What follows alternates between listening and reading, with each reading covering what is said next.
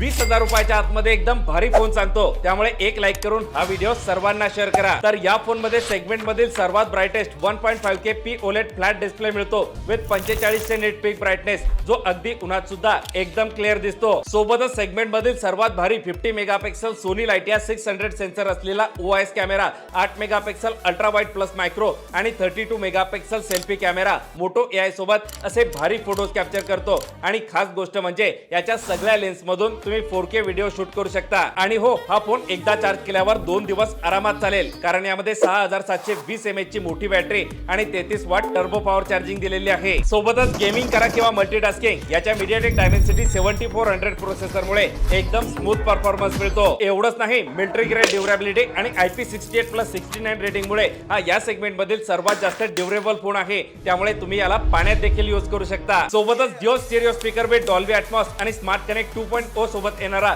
हा motor G86 power with offer 16,999 रुपयाच्या price मध्ये एकदम बेस्ट ऑलराउंडर फोन आहे। याला तुम्ही फ्लिपकार्ट, Motorola.in आणि रिटेल स्टोअर वर 6 ऑगस्ट पासून खरेदी करू शकता।